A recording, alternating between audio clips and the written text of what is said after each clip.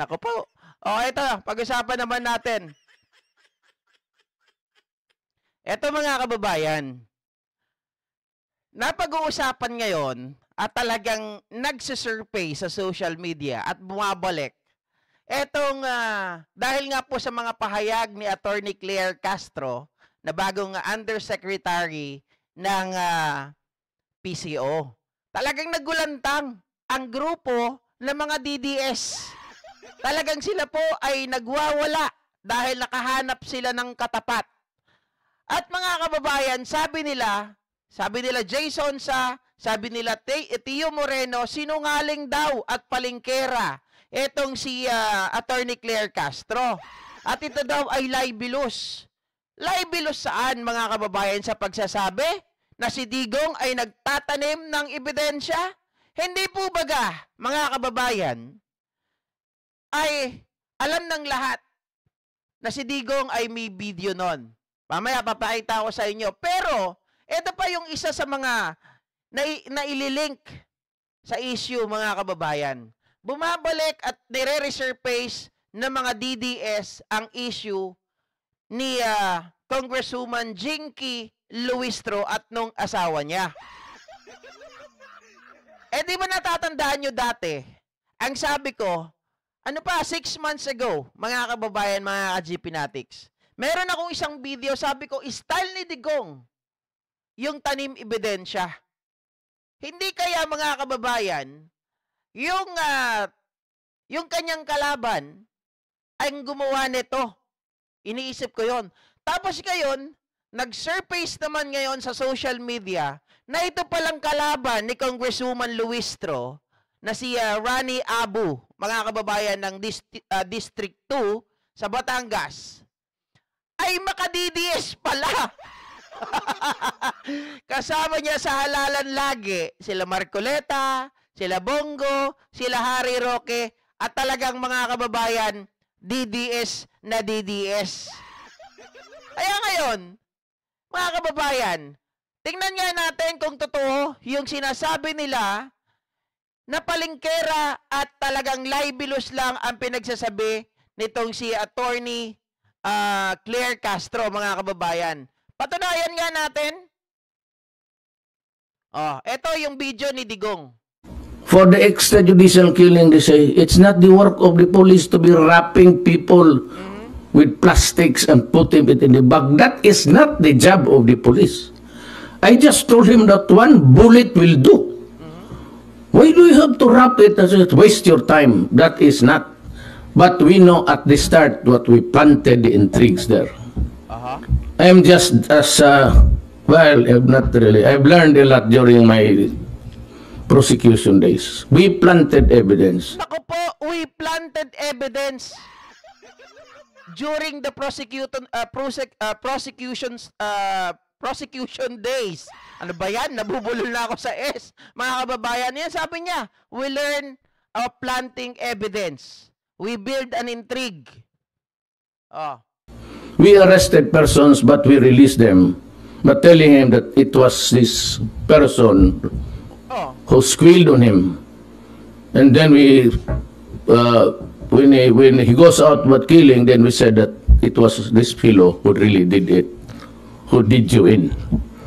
We first planted the intrigues so that we would know where they were from, where they came from. Yun, mga kababayan. Di ba? Maliwanag yung sinabi dyan ni Attorney Claire Castro, mga ka-GP Natics. Ayan, Anong ebidensya? Paano mapapatunayan? Katulad na sinabi ko, hindi tayo pwedeng maniwala sa mga pang-iintriga lamang na walang ebidensya. At ito naman, siguro naman ay natatandaan ninyo, nung panahon ni dating Pangulong Duterte, inamin niya, fiscal pa lang siya, expert na siya sa pag-intriga at pagplanta ng ebidensya. Po. Siguro naman napatunayan na natin yan sa panahon ni Senator Leila de Lima. Mother Tess. So ano pa ba ang ating i-expect sa dating Pangulong Duterte? Gumawa ng intriga, magplanta ng ebidensya. Diba, mga kababayan? Maliwanag Anong sinasabi nila Jason sa bungal? Ay sorry, ad hominem ka naman GP. Totoo naman si Mr. 1 million. may 1 million daw ang sahod niya kada isang buwan pero hindi nagpapaayos ng ngipin, ang inaatupag niya ay yung mang fake news.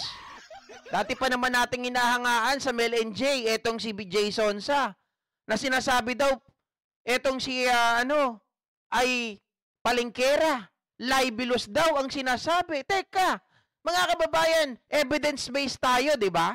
Ebidensya, si Duterte mismo ang nagsabi. They planting evidence. They building an intrigue.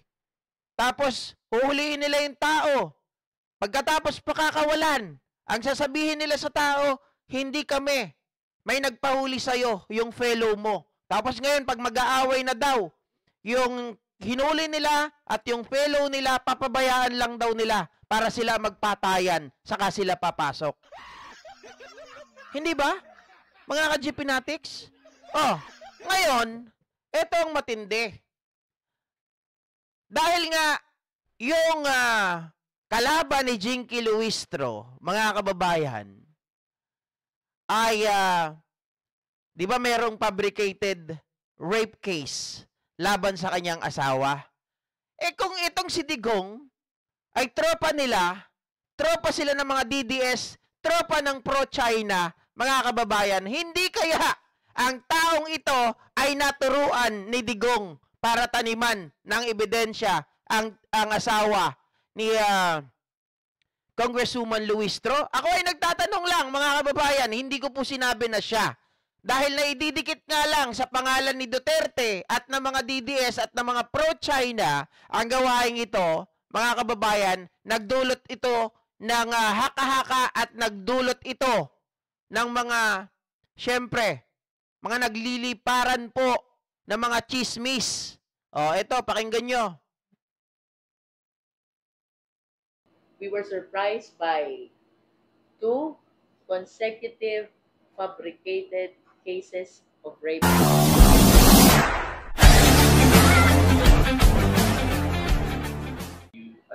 Up to today, you are still trending. So Why? Why are we still trending up to because today? of the last hearing Yeah. about Shiro. how you grilled Harry Roque. So a lot of netizens are asking, who is this congresswoman? So a quick backstory of how you got into politics and public service, so that our viewers and listeners I will tell you the whole story. Eto, pakinggan nyo mga kababayan kung paano po biglang-bigla na yung asawa ni Congresswoman Luistro ay nagkaroon ng fabricated rape case. Dahil po ito sa natapos na po ang termino niya, 3 consecutive terms ng pagka-mayor itong si Mayor Noel Luistro. It just so happen, nung napag-usapan na po ng kanilang mga kagrupo niya doon na siya po ay tatakbo na bilang kongresista, ay bigla pong may humarang, mga kababayan, mga ka-GP Natics. At dahil ayaw ata itong patakbuhin, saka po nabuo at saka din po biglang-bigla na nagkaroon ng kaso. At ito nga po yung fabricated rape case. Kaya nagulat po ang lahat, mga kababayan. At ito naman, noong nanalo sila sa kaso, hindi na po pinatakbo etong si Mayor Noel. At ang pinatakbo bilang kongresista, etong si Congresswoman Jinky Luistro. At syempre, mga kababayan, ang iba pa ay history. This becoming a congresswoman was never planned. Okay. Was never intended. No? 2019, it was my husband's 2nd term as mayor of Mapili. Ay, sorry. 2nd term, mga kababayan. Hindi pala 3rd term. Sorry po. My bad, He was the one who intended to run for congressman. Kasi yung sinundan ko will be stepping down because that was his 3rd term. 2022, he has to step down kasi last term na siya. No? Okay, ganito yan. Yung sinasabi niya po dito, yung sinundan ko. Ang sinundan niya, mga kababayan, is si Rani Abu. si Rani Abu, yung dating kongresista ng 2nd District. Tapos, ngayon, yung anak niya ang tumakbo bilang kongresista. Pero kung tutusin, usapan na yan mga kababayan na dapat si Mayor Noel ang aakyat tapos bababa naman yung mayor. Ang problema, pinatakbo nila yung anak. 'Di ba? At ito pa mga ka-GP Natics, medyo magulo rin, no? Kasi bakit? Ngayon sa One Batangas, yung grupo ng One Batangas kasama sila Vilma Santos, sila Jinky Luistro, syempre sila Luis Manzano at ang iba pa, mga kababayan, kasama din nila doon yung kalaban ni Jinky Luistro na anak. Pero iba ang tinatakbo, bukal naman siya. Pero ngayon, yung tatay, sila ngayon ang magkalaban. Bakit natin to binobrought up? Kumbaga pinapattern lang natin, nagtatanong lang tayo. At bakit pinapakalat nila? Sobrang kalat na kalat po sa Batangas, mga kababayan, yung issue ni Congresswoman Jinky Luistro. Talagang sinisiraan nila eh. Talagang tinatrabaho po si Congresswoman Jinky. Kaya nga, ngayon, sabi namin, sige, tingnan natin. Kasi nakita ko sa mga page eh. Sabi ko, gawain ng mga Duterte ito eh. Total na brought up na rin yung issue diyan kay Attorney Claire Castro. Mga kababayan, hindi malabo, 'di ba? Ang tanong, sino kaya ang gumawa nito? Are they the one who created this issue? Well, hindi natin alam, pero may pattern. So, my husband manifested his intention to run Okay. for congressman in 2022. So, what happened? As early as 2019, umikot na siya. Inikot na niya yung 6 na bayan. Mabini, Bawan, San Pascual, San Luis, Lubok, Tingloy. Nagpakilala siya tatakbo congressman. And then come December 2019, we were surprised. We were surprised by 2 consecutive fabricated cases of rape Grabe. against my husband. Mhm. Kung bakit ko nasabing fake? The complainant is a fictitious personality. Mhm. The address of the complainant is erroneous. The address of my husband is erroneous. The notices of the prosecutor are all returned to sender. The notices of the court are all returned to sender. And in spite of all those, the court issued a warrant of arrest against my husband.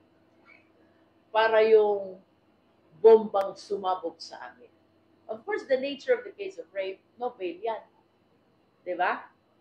What is strange, yung palang warrant of arrest na yon was issued as early as parang September pa, 2019. Tapos, may nagbulong lang na kaibigan, December. And I had to take my part to look for that case. Ako pa ang naghanap. Until we were able to locate kung ano yung kaso. And to our surprise, may kaso nga. Mhm. May warrant of arrest nga. May picture nga ng asawa ko. But the picture was a picture that was grabbed from the internet, no? Walang katabing babae. Siya lang. Nasa campaign. Yun. So, that was a very big blow to us. Kasi, this was during the time na maraming namamatay, you know?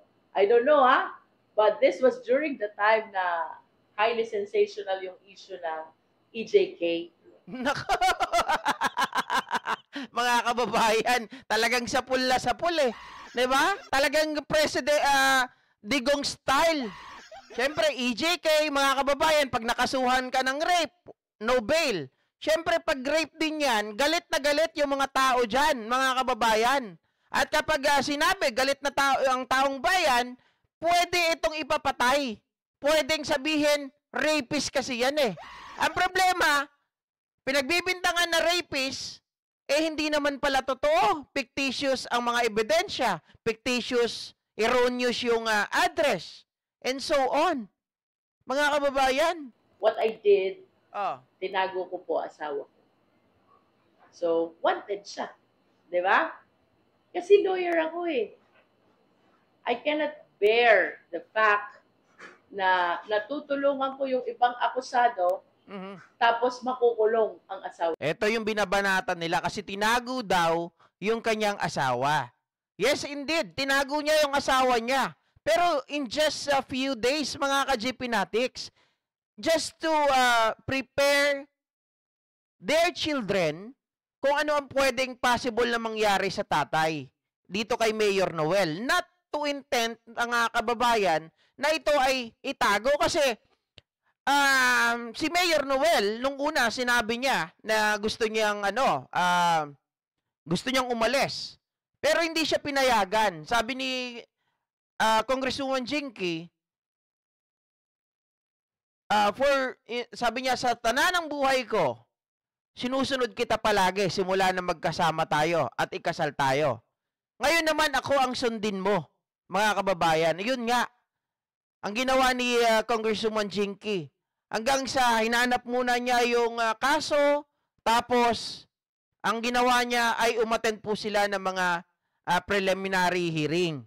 Hanggang sa na-dismiss. Kaya maling-mali yung sinasabi ng mga DDS, style digong lang yun. Magtanim ng ebidensya kahit walang basihan, kahit nagawa-gawa. Diba? Pagdating sa dulo, kagaya po nung nangyari kay Leila de Lima, mga kababayan, demurrer to evidence, pero nakulong ng 6 na taon hanggang 7 taon. Oh. For something which he did not do. For 2.5 months, malayo siya sa amin. Tinago ko siya. And I really requested him to follow what I want, no? Kasi ang gusto niya ay hospital arrest daw siya. Sabi ko, no. Sabi ko, ang drama ko pa ganito, for our entire marriage, wala akong ibang ginagawa kung hindi sumunod sa'yo. This time, ikaw ang susunod sa akin. So, tinago ko siya. After 2.5 months, after filing the petition for demurrer to evidence, yata yung final namin, petition to demurrer to evidence. It was 2.5 months yun yung time na nakikipag-ano na sila, mayroon ng arraignment. Di ba sabi ko kanina, few days lang niyang itinago to prepare their children. While having that, mga kababayan, sila po ay nagkakaroon na ng arraignment at umattend sila sa preliminary investigation. granted and the court dismissed his case. I was able to bring him back dito sa Mabini. Naka-assume ulit siya ng mayor ng Mabini. Iyakan ng taga Mabini. Dahil sa height ng emotion na ang mayor namin, muntik lang nakulong, naging wanted, pero nakabalik, no? Kaya lang after 2 weeks,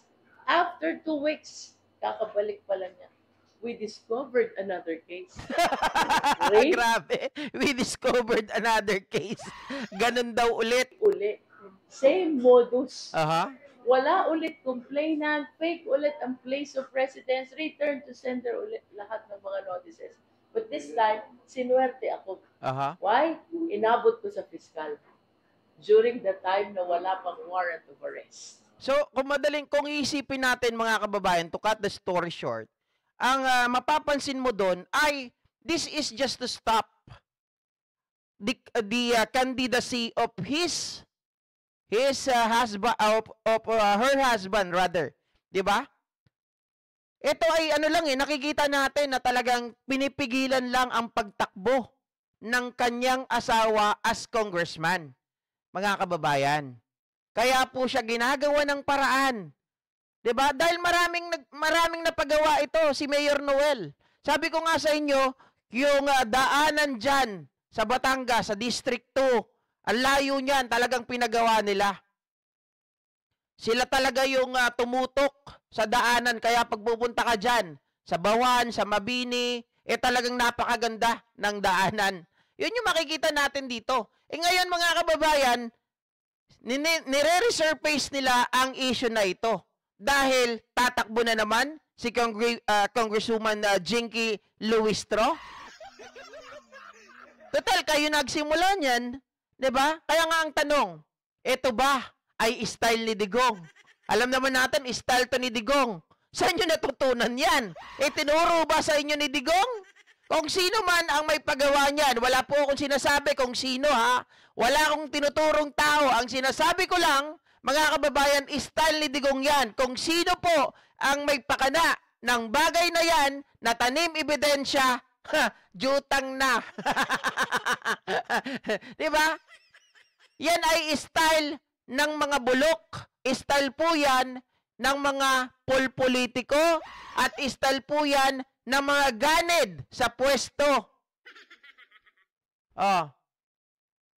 Kita nyo, sabi ni Mama Ninita Umali, yung kalsada na maganda sa Batangas, sila ang may pagawa. Totoo po yan, di ba? Ito pa, kaya nga, sabi ni, yung mga tanong ninyo, kung siya ba ay tatakbo bilang senador, gusto nyo yun, di ba? Pero sabi niya, hindi. May pangako ako sa mga constituents ko. Yang nasimulan namin ng asawa ko, tatapusin namin yan. Hanggang matapos yung termino ko. Saka ako aakyat sa Senado pag natapos ang 3 termino ko bilang congresswoman kung ako ay papalarin. Yan ang sinabi po ni Congresswoman Jinky Luistro, mga kababayan. Ano masasabi nyo dyan? Kung ako ang asawa, alam ko naman na fake yung walang complainant. Peke yung address. Diba? Pero sa DDS, hindi yan. Basta tinago mo yung asawa mo, lawyer ka pa naman. Basta tinago mo yung asawa mo, ikaw pa naman ay isang tawag dito, mga kababayan.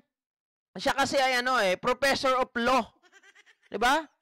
Professor din to, si Jinky Luistro. Yan lang ang sasabihin ng mga DDS, basta mali ang magtago ng wanted. Wala nang iba, mga kababayan.